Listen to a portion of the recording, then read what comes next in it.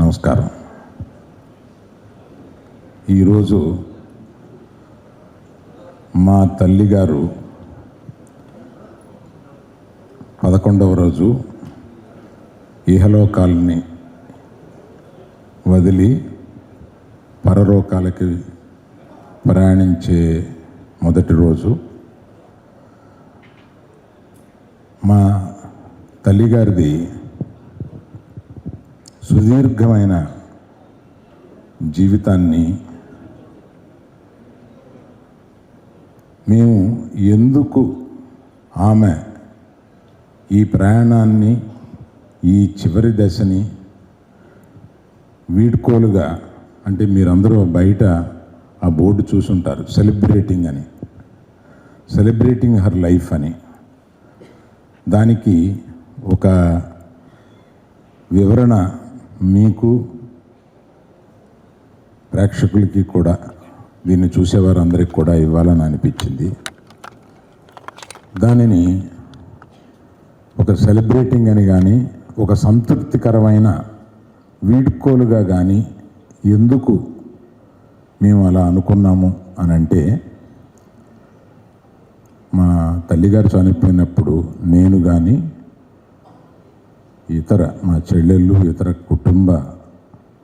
కుటుంబంలో ఉన్నవారు అందరూ కానీ మొదట ఒక 1-2 అవర్స్ ఆ గ్రీఫ్ తప్పదు అందరికీ. ఆ ఉద్వేగం అది వచ్చి మా తల్లి మమ్మల్ని విడిచి వెళ్ళిపోయింది అనే ఒక బాధతోటి.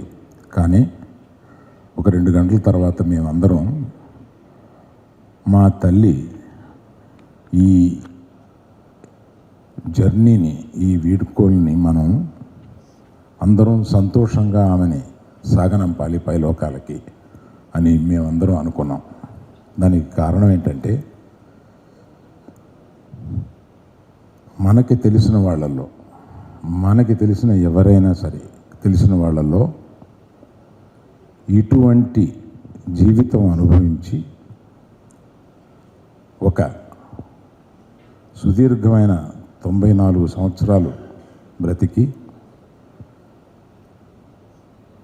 ఆమె లెగసీ అనగా ఆమె జీవితంలో ఆమె జీవించింది ఒక 1000 చిత్రాలు పైగా నటించిన ఒక స్టాల్వర్ట్ ఆయన నటుడితోటి ఆమె జీవితం సాగించింది. ఆ తర్వాత ఆమె కన్నవారిలో నేను,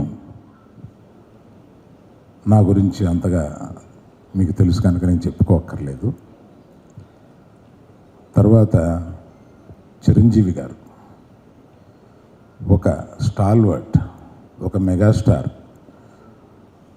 ఒక గొప్ప మానవతావాది. ఆయనని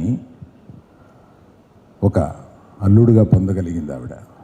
అల్లుడుగా ఆయనకి ఆమెకి ఉండే సంబంధం కూడా నేను మళ్ళీ చివరిలో చెప్తాను.